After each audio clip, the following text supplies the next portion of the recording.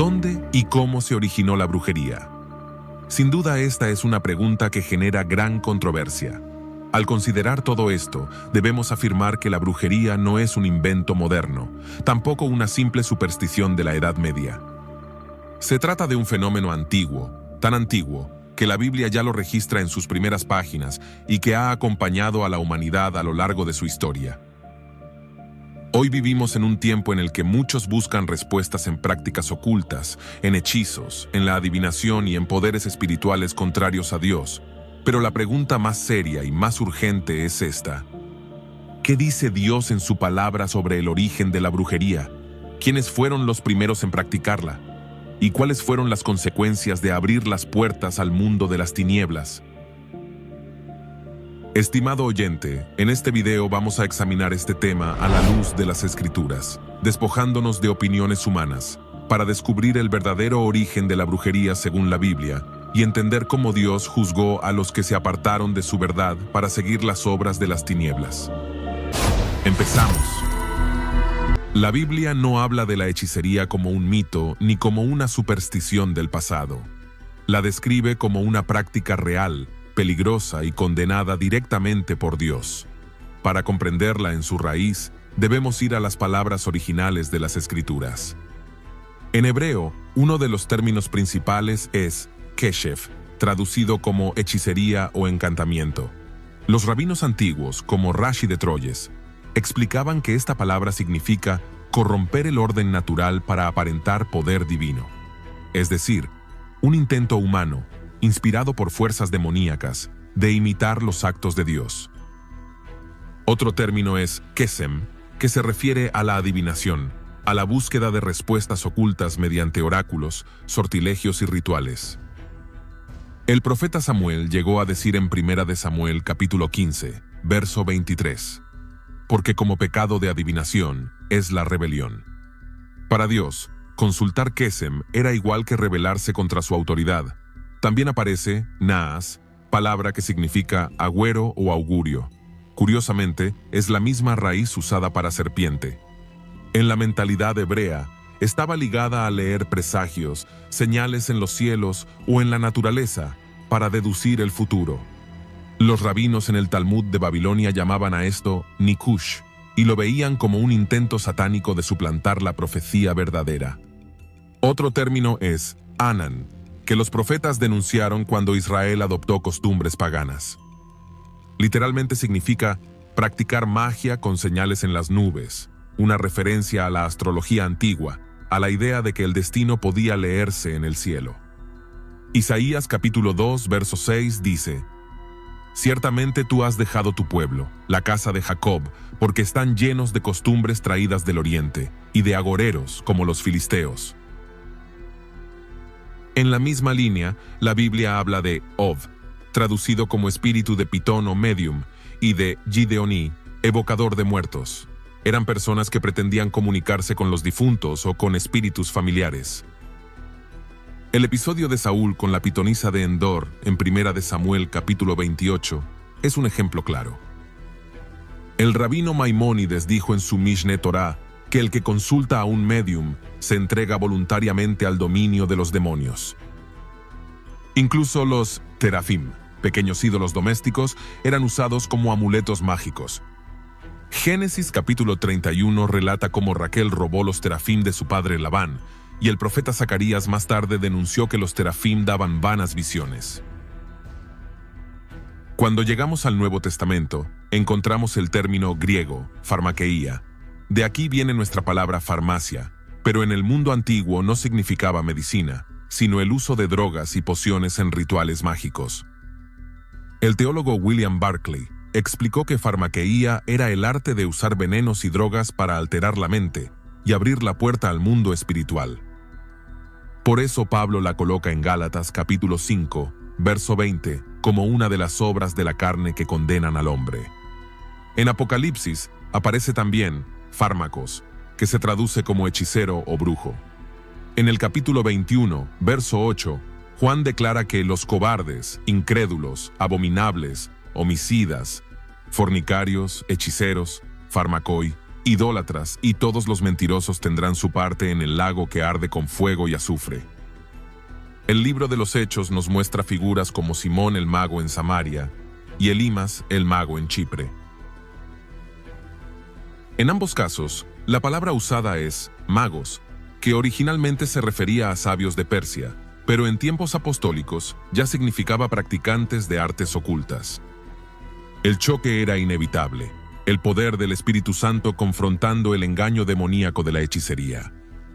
Incluso Lucas, en Hechos capítulo 16, narra a la muchacha poseída por un espíritu de Pitón que daba oráculos. Allí se usa la palabra manteía, adivinación, vinculada con el oráculo de Delfos en Grecia. Para los griegos era normal, pero para los cristianos era evidencia de un espíritu inmundo. El historiador judío Flavio Josefo relata que Salomón conocía las artes mágicas de su tiempo, pero que las rechazaba porque corrompían la fe en el Dios verdadero. Y el erudito evangélico Merrill Frederick Unger, en su obra Biblical Demonology, concluye: la hechicería no es ilusión ni simple superstición, es la manifestación concreta de la actividad demoníaca en la historia humana. Así, desde el hebreo keshef hasta el griego farmakeía, la Biblia deja en claro que la hechicería es un intento del hombre de manipular lo sobrenatural sin Dios, abriendo puertas a fuerzas demoníacas y cerrando el camino a la verdadera revelación divina. Ahora bien, la hechicería tiene un origen mucho más profundo que las tradiciones culturales de las naciones. Antes de ver cómo en las grandes civilizaciones antiguas se convirtió en práctica normal, debemos ir al corazón del problema. El apóstol Pablo, en su carta a los Gálatas capítulo 5, versos 19 al 21, declara que la hechicería es una de las obras de la carne. No nació en Egipto, no se inventó en Babilonia, ni fue un hallazgo de Grecia. Su raíz está en el deseo carnal del hombre, querer poder, conocimiento y control sin depender de Dios. Pero, ¿cómo nace exactamente en el corazón humano? ¿Por qué el hombre se inclina a lo oculto? En primer lugar, porque el hombre fue creado para tener comunión con Dios. El alma humana está hecha para escuchar la voz del Creador, para depender de su palabra, para vivir bajo su luz. Cuando Adán y Eva caminaban con Dios en el huerto, no había necesidad de buscar nada más. Toda la plenitud espiritual estaba en esa relación directa con el Señor. En segundo lugar, después de la caída, esa comunión se quebró. El pecado separó al hombre de la fuente de la vida, pero el instinto de lo eterno permaneció. Salomón lo expresó en Eclesiastés capítulo 3, verso 11. Dios puso eternidad en el corazón del hombre. Ese instinto de eternidad, sin dirección, se convierte en un vacío espiritual que clama por llenarse. Y aquí aparece la primera razón. El hombre busca llenar el vacío de Dios con sustitutos espirituales. El teólogo Agustín de Hipona lo describió con estas palabras: nos hiciste, Señor, para ti, y nuestro corazón está inquieto hasta que descanse en ti. Cuando el corazón inquieto no descansa en Dios, busca reposo en el engaño. En tercer lugar, la hechicería nace de la sed de poder y control. Desde el Edén, la serpiente ofreció a Eva el conocimiento oculto diciendo: seréis como Dios. Esa tentación no murió en el huerto, sigue viva en cada corazón humano. El hombre no quiere depender de Dios, quiere controlar su destino, manipular fuerzas invisibles y sentir que domina lo que está fuera de su alcance. La hechicería es, en esencia, un intento de ser como Dios sin Dios. Es la rebelión del corazón humano que busca poder, pero rechaza el camino de la obediencia. Aquí encontramos un detalle crucial. La hechicería tiene un doble sentido. Por un lado, está la manipulación de la carne. Lo vemos en la vida diaria. Un niño que manipula con un llanto para conseguir lo que quiere, un joven que manipula con palabras, un adulto que manipula con emociones o amenazas. Este impulso humano de controlar y doblegar la voluntad ajena está enraizado en la naturaleza caída. La brujería, en este primer nivel, es el reflejo espiritual de esa carne que no quiere confiar, sino manipular. Pero existe un segundo nivel más oscuro, el de quienes deciden ir más allá y utilizan el poder de las tinieblas para manipular. Allí, la carne abre la puerta al enemigo y el diablo ofrece instrumentos de control, conjuros, amuletos, pociones, maldiciones. Lo que comenzó como un instinto humano se convierte en alianza demoníaca. El teólogo Derek Prince, especialista en guerra espiritual, lo explicó con contundencia. La brujería tiene 3 manifestaciones: manipulación, intimidación y dominación. Y todas buscan lo mismo: controlar a otras personas. Cuando se practica con medios humanos, es pecado de la carne. Cuando se hace con recursos espirituales, se convierte en pacto con los demonios. Así entendemos que la hechicería no es solo un ritual de magia negra, ni se limita a círculos ocultistas. Empieza en lo más simple, en un corazón que no confía, que quiere controlar, que rehúsa rendirse a Dios. Pero cuando esa carne no se somete al Espíritu Santo, el diablo ofrece atajos, ofreciendo un poder falso que esclaviza aún más al hombre. Por eso Pablo no duda en llamarla obra de la carne. Y por eso Apocalipsis la presenta como una de las marcas del juicio eterno, porque la hechicería es la expresión máxima de un corazón que quiere ser Dios sin el verdadero Dios. En cuarto lugar, surge del temor a la incertidumbre. El corazón humano teme lo desconocido, el futuro, la muerte, la enfermedad, las crisis. Cuando no confía en Dios, recurre a hechizos, amuletos, adivinación o conjuros para calmar sus miedos. El rabino Maimónides enseñaba que muchos israelitas practicaban adivinación porque su corazón no soportaba la incertidumbre del mañana. En quinto lugar, nace de la rebeldía contra el cielo. El Talmud de Babilonia, en Sanedrín 65a, enseña que todo aquel que practica hechicería lo hace porque su corazón se rebela contra el Altísimo. La brujería es, en su raíz, una declaración de independencia espiritual. No necesito a Dios, yo mismo manejaré mi destino. El teólogo William Hendrickson lo resumió así: la carne no busca la gloria de Dios, sino suplantarla. Y esa es la esencia del pecado. Un corazón que en lugar de rendirse, se levanta. En lugar de confiar, manipula. En lugar de esperar en Dios, busca atajos prohibidos. Así es como la hechicería nace en el corazón humano, de un vacío espiritual que grita por lo eterno, de un deseo de poder que quiere ser como Dios, de un miedo a la incertidumbre que busca controlar el mañana, de una rebeldía interna que rechaza la autoridad divina. Por eso la hechicería es tan peligrosa. No es solo un acto externo de rituales o conjuros, es el reflejo de un corazón humano que en lugar de rendirse al Espíritu Santo, se abre a fuerzas oscuras que lo esclavizan. El doctor Merrill Frederick Unger, en Biblical Demonology, lo dijo claramente: la hechicería es la distorsión del instinto humano hacia lo eterno, desviándolo de Dios hacia los demonios. Y es en ese terreno del corazón donde la hechicería echa sus raíces, antes de convertirse en prácticas visibles en las grandes culturas de la antigüedad. Ahora bien, en la generación prediluviana encontramos un momento decisivo en la historia espiritual de la humanidad. El relato bíblico en Génesis capítulo 6, verso 5, declara que vio Jehová que la maldad de los hombres era mucha en la tierra, y que todo designio de los pensamientos del corazón de ellos era de continuo solamente el mal. Esta es una afirmación total. El corazón humano estaba completamente inclinado hacia la corrupción. Aunque el texto no menciona la palabra brujería de manera directa, este término general, todo designio, incluye sin duda prácticas de manipulación espiritual y hechicería. Porque si cada pensamiento del hombre estaba inclinado al mal, también lo estaba hacia el intento de controlar lo espiritual sin Dios. El trasfondo es claro. Lo que el corazón humano ya deseaba, el control y el poder, fue alimentado por influencias espirituales caídas. El hombre quería manipular, y los demonios le ofrecieron herramientas para hacerlo. Los rabinos también comentaron esta corrupción antediluviana. El Midrash Bereshit Rabbah enseña que los hombres de aquel tiempo no dejaron área de la creación sin corromper, usaron artes prohibidas para forzar lo que el cielo no había decretado. Y el rabino Eliezer ben Hircanus afirmaba que la generación del diluvio no solo pecó con violencia y lujuria, sino que buscó los secretos ocultos para manipular la naturaleza. Así, antes del diluvio, La humanidad entera estaba ya marcada por la brujería. Aunque la Escritura lo resume diciendo que sus pensamientos eran de continuo al mal, esa generalidad encierra un abanico de pecados donde la hechicería jugaba un papel central: manipulación, encantamientos y pactos con poderes oscuros.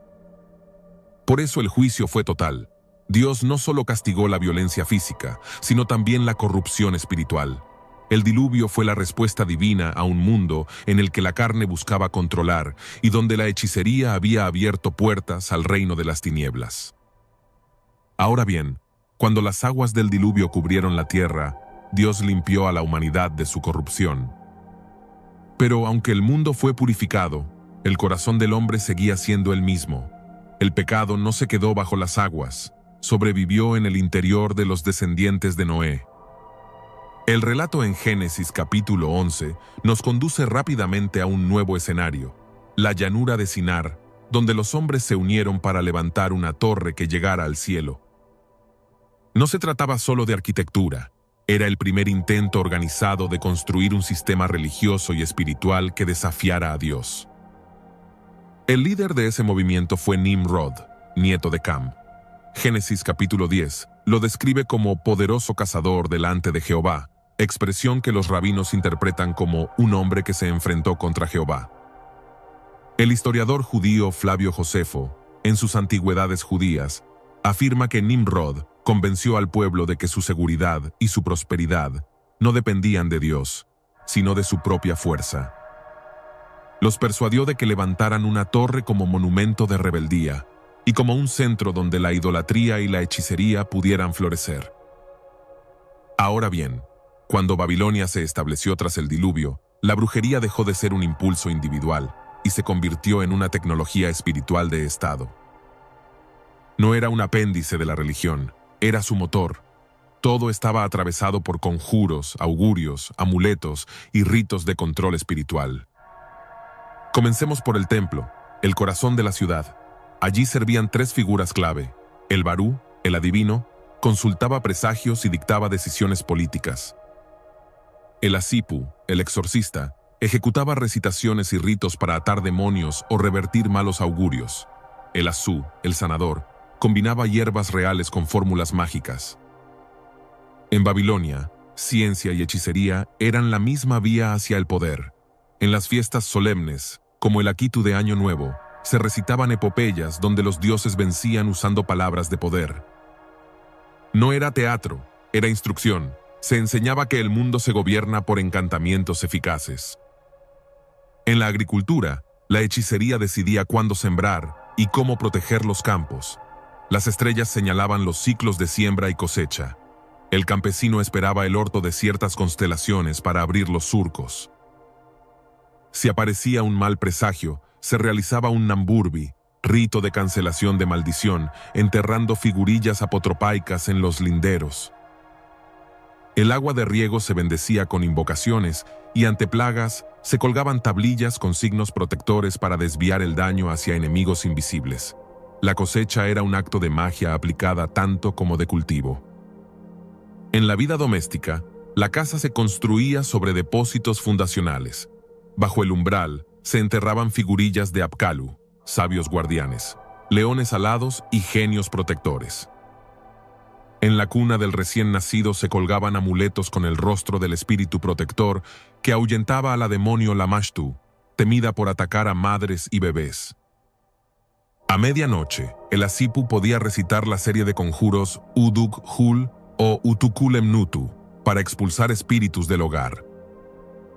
El fuego del horno, el humo del incienso y el agua en vasijas servían para leer libanomancia y lecanomancia, interpretando el futuro en el humo o en la forma del aceite sobre el agua. En la medicina, el límite entre remedio y hechizo desaparecía. El Asú preparaba emplastos de plantas, minerales y resinas, mientras el Asipu pronunciaba fórmulas sobre el paciente. Si el dolor era persistente, se asumía la presencia de un espíritu. Para la fiebre, se ataba al brazo un cilindro con un texto sagrado. Para proteger al niño, se grababan nombres divinos en pequeñas láminas de metal.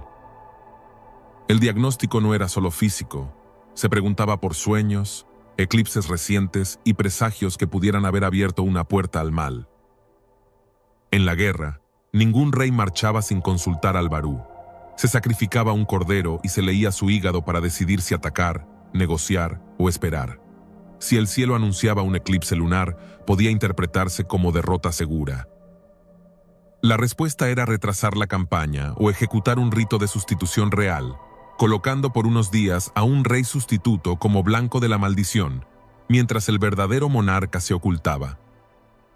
Solo cuando los malos presagios eran neutralizados, se daba la orden de marcha.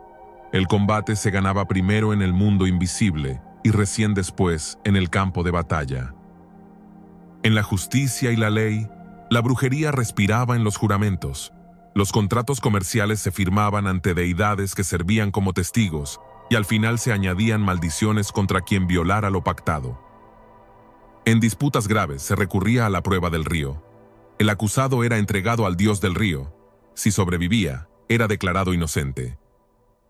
En las kudurru, piedras de linde con relieves de dioses, se tallaban largas listas de imprecaciones para quien moviera los hitos. En Babilonia, el miedo al castigo divino era el mayor seguro jurídico. En el comercio y la corte, astrólogos y adivinos trabajaban como consejeros oficiales. Registraban el cielo noche tras noche, buscando señales para la economía y la política. Si Venus aparecía en una posición hostil, se posponía un tratado o un envío de barcos. Los mercaderes consultaban tablas de presagios para escoger rutas. Un mal sueño podía cancelar la salida de una caravana. Las decisiones se tomaban bajo el principio de que el mundo visible obedece primero al decreto de los signos. En el arte y la arquitectura, los muros de palacios y templos se cubrían con lamasú, toros alados con cabeza humana que custodiaban puertas. No eran decorativos, funcionaban como sellos que detenían espíritus hostiles. En las esquinas, clavos de fundación con inscripciones maldecían a cualquier profanador del edificio. Cada ladrillo tenía una intención espiritual, cada puerta, un ritual de apertura y cierre. En la religión pública, los cantos de los kalú, sacerdotes lamentadores, y los manuales rituales, como Maklú y Surpu, detallaban ceremonias de quema o desatar hechizos. Si alguien acusaba a otro de brujería, el exorcista no solo expulsaba el mal, sino que rebotaba la maldición de vuelta a su origen. La liturgia no era mera devoción, era combate espiritual formalizado. En el manejo del tiempo, Babilonia no solo medía días, consagraba días. Había jornadas nefastas donde estaba prohibido emprender tareas. Un movimiento en el cielo podía convertir una fecha en tabú. La agenda del imperio era una red de tiempo sagrado que se obedecía para evitar la ruina. En los funerales y el cuidado de ancestros, se practicaba el kispum, ofrendas de pan y cerveza para apaciguar a los muertos y mantenerlos del lado de la familia. Si un espíritu ancestral se resentía, podían sobrevenir enfermedades. Se llamaba a la sipu para reconciliar a la casa con su línea de sangre mediante ritos y tablillas. En la educación, los aprendices copiaban series de presagios como Suma Alu, que listaban miles de «si ocurre X, entonces Y», para toda clase de señales, ladridos de perros, dirección de vientos, forma de una llama. Ese entrenamiento creaba expertos capaces de traducir la realidad cotidiana en un lenguaje de augurios. El mundo era un texto cifrado de dioses y demonios. Y en la ideología imperial, el rey gobernaba por mandato de los cielos, legitimado por astros favorables y rituales que unían su trono con la constelación del orden. Si el cielo cambiaba, el rey debía actuar ritual y políticamente para sostener su destino. El trono y el zodíaco eran una sola historia. Así funcionaba Babilonia. La tierra se sembraba con fechas rituales. Las casas se sellaban con amuletos. Los contratos se cerraban con maldiciones. Las batallas se decidían mirando hígados y eclipses. Los enfermos se trataban con plantas y conjuros. Las puertas se custodiaban con genios y palabras grabadas. La brujería era sistema operativo de la civilización. Por eso, cuando los profetas denunciaron a Babilonia, no atacaban solo la idolatría, señalaban una estructura total que pretendía gobernar la realidad por medios ocultos, reemplazando la dependencia de Dios por una red de manipulaciones sagradas. Desde Babel hasta el Apocalipsis, Babilonia permanece como el símbolo del poder que controla sin Dios, la ciudad que embriaga a las naciones con sus hechicerías. Después de Babilonia, la siguiente gran cuna de la hechicería fue Egipto. Allí, la magia no era un arte secundario, era considerada el fundamento mismo del universo. Los egipcios llamaban a este poder Heka, que significa la fuerza mágica con la que los dioses crearon y mantienen el orden. Para ellos, sin Heka no habría cosmos, ni vida, ni reinado. En Egipto, la brujería estaba institucionalizada al más alto nivel. Cada faraón era visto como un dios viviente, y su autoridad se sostenía por medio de conjuros, rituales y encantamientos que legitimaban su trono. Los templos no eran solo lugares de adoración, sino centros de instrucción mágica, donde se entrenaban sacerdotes en fórmulas, invocaciones y escritura jeroglífica sagrada usada como símbolo de poder. La Biblia nos abre una ventana a este sistema en el libro de Éxodo, cuando Moisés, enviado por Dios, se presenta ante Faraón con la señal de la vara convertida en serpiente. Los magos egipcios hacen lo mismo con sus encantamientos. Ellos también podían imitar señales, convertir agua en sangre, traer plagas de ranas. Su poder no era mera ilusión, sino resultado de fuerzas demoníacas reales. Pero pronto quedó claro el límite de la hechicería.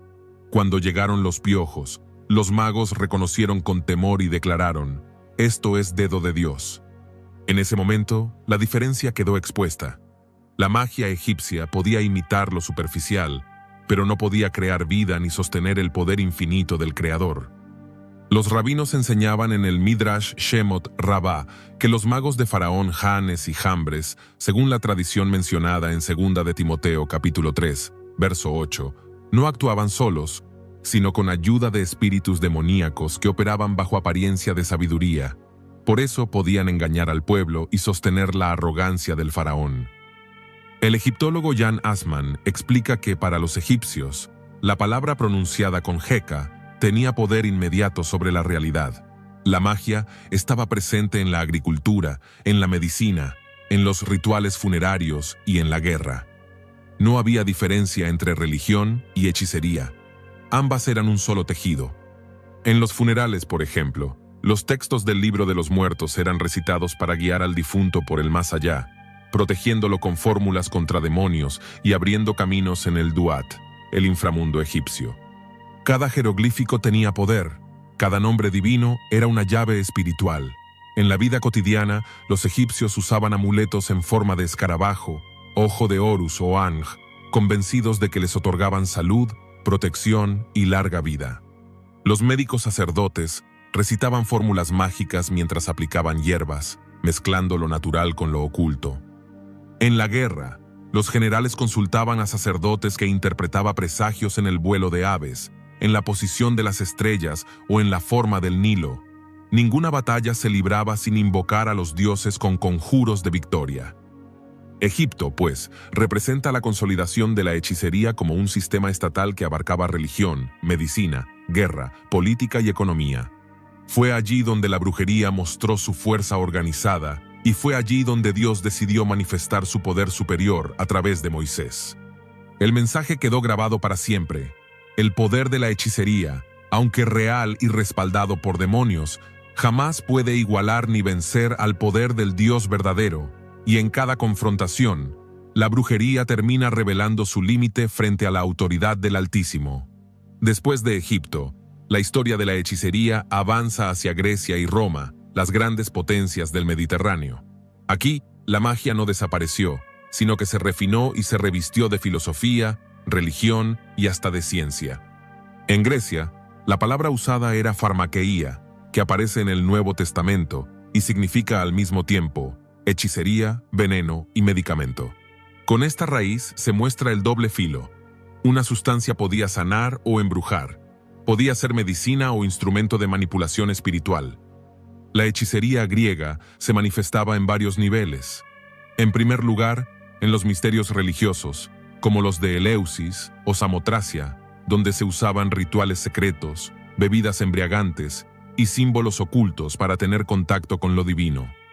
En segundo lugar, en la magia popular, con amuletos, conjuros escritos en tablillas de plomo, conocidas como deficciones, que se enterraban para maldecir enemigos, rivales de amor o adversarios en competencias.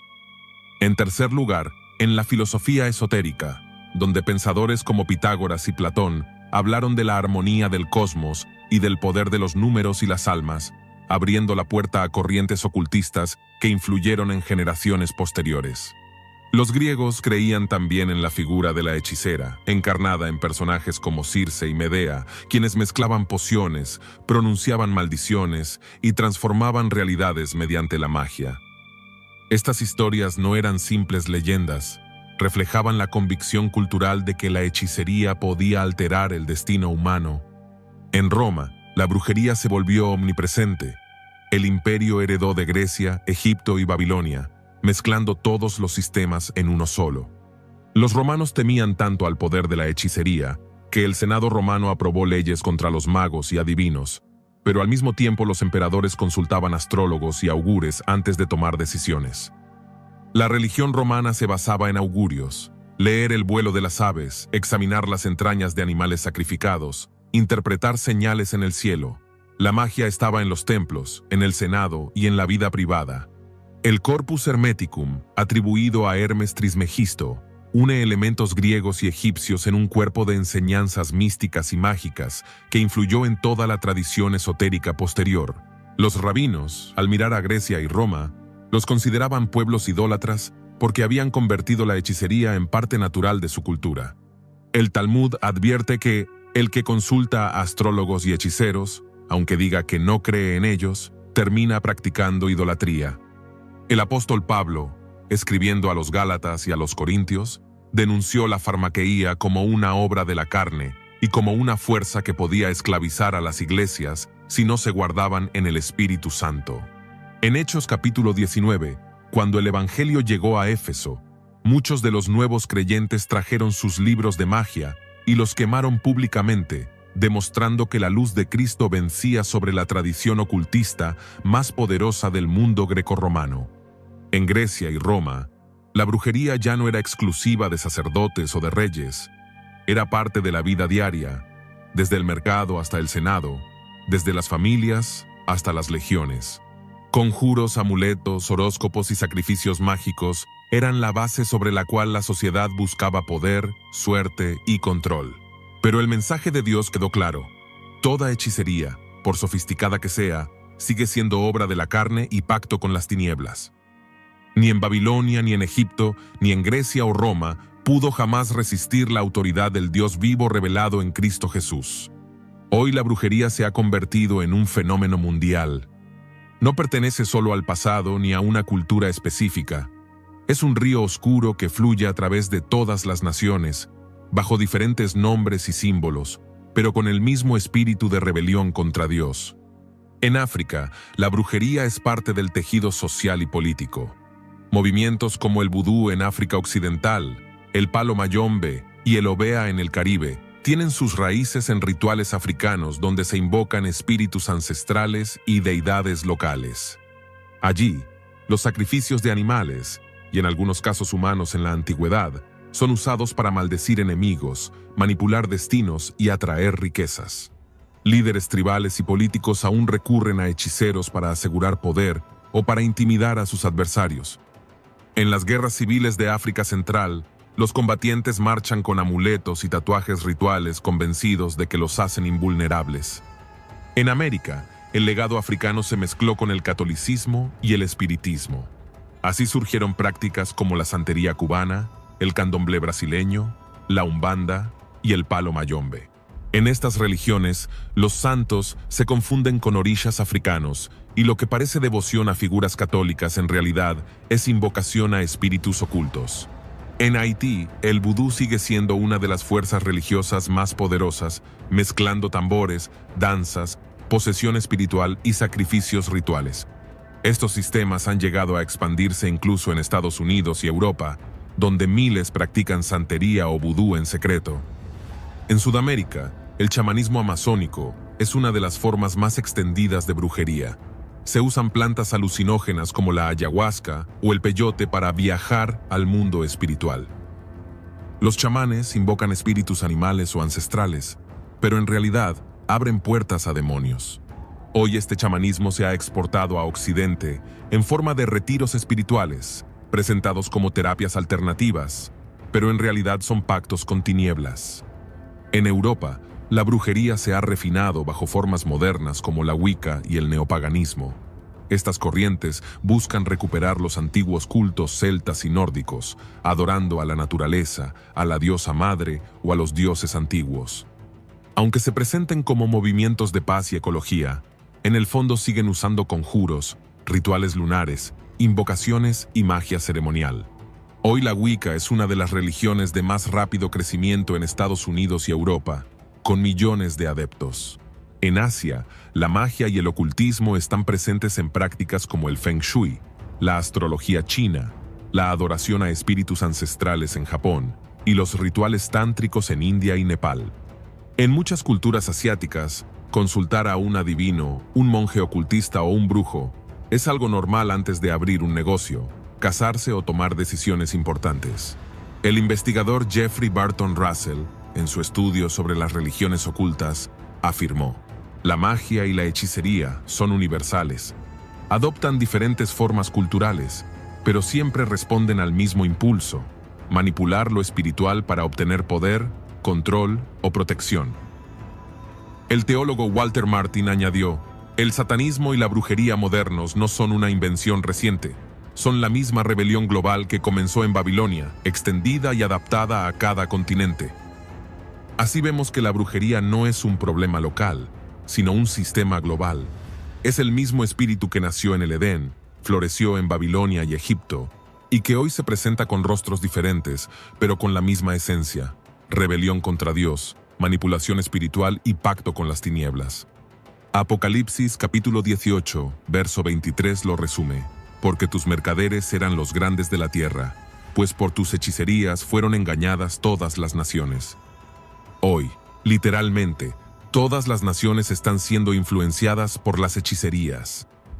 Desde la selva amazónica hasta las capitales de Europa, desde aldeas africanas hasta templos asiáticos. La brujería es global y prepara el escenario para el engaño final del anticristo. Llegamos al clímax de la historia. Todo lo que comenzó en el Edén como un deseo de poder sin Dios, lo que se institucionalizó en Babilonia y Egipto, lo que se extendió por las culturas del mundo y lo que hoy impregna la política y la vida moderna, alcanzará su máxima expresión en los últimos días bajo el gobierno del anticristo. El Apocalipsis nos revela que la brujería será una marca espiritual del fin de los tiempos. En Apocalipsis capítulo 9, verso 21 leemos: y no se arrepintieron de sus homicidios ni de sus hechicerías. Aquí la palabra griega usada es farmakeia, que implica tanto magia y encantamientos como el uso de drogas y sustancias al servicio de la manipulación espiritual. Es decir, los últimos tiempos estarán marcados por una humanidad dominada por la hechicería en todas sus formas. Más adelante, en Apocalipsis capítulo 18, verso 23, se declara contra Babilonia la Grande: porque tus mercaderes eran los grandes de la tierra, pues por tus hechicerías fueron engañadas todas las naciones. Notemos que no dice algunas naciones, sino todas. Es una advertencia profética. El sistema mundial de comercio, política y religión estará impregnado de brujería. El anticristo no gobernará solo con leyes ni con ejércitos. Gobernará con encantamiento espiritual, embriagando a las naciones con hechizos de poder, falsa unidad y control demoníaco. Los profetas del Antiguo Testamento también lo anticiparon. Isaías capítulo 47 denunció a Babilonia por persistir en sus muchas hechicerías. Nahum capítulo 3 verso 4 habló de Nínive como la maestra de hechizos que engañaba a las naciones. Lo que era figura en el Antiguo Testamento se convierte en realidad global en el Apocalipsis.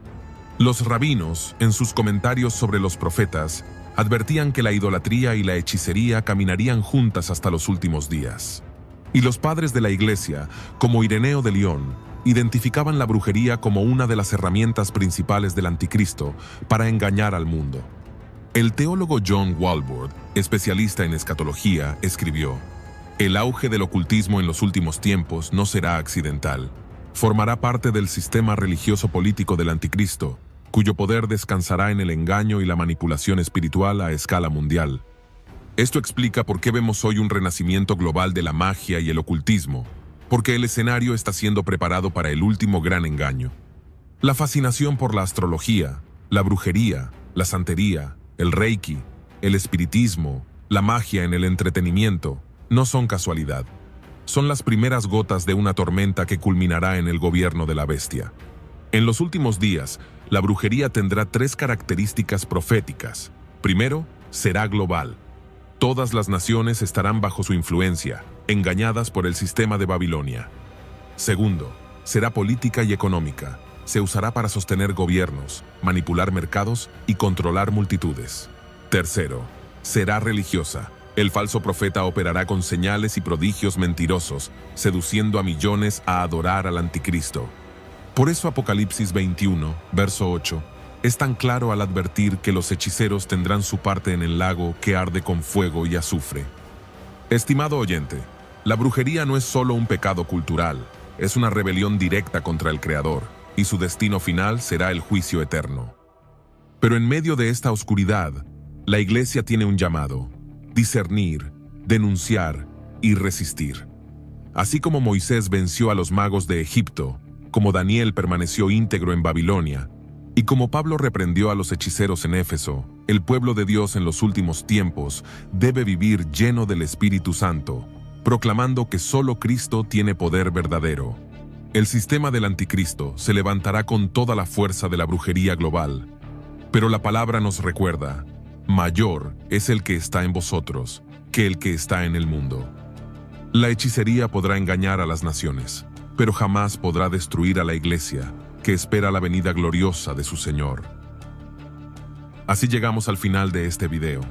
Gracias de corazón por quedarte hasta el final y ser parte de este momento de verdad y reflexión. Si este mensaje habló a tu vida, te invito a que le des me gusta, te suscribas y lo compartas con alguien que lo necesite. Porque cada clic, cada vez que compartes, estás ayudando a que la palabra llegue más lejos y toque más corazones. Nos reencontramos en el próximo video con un nuevo mensaje del cielo para tu alma. Hasta entonces, que la gracia y la paz de Dios te acompañen cada día. Dios te bendiga abundantemente.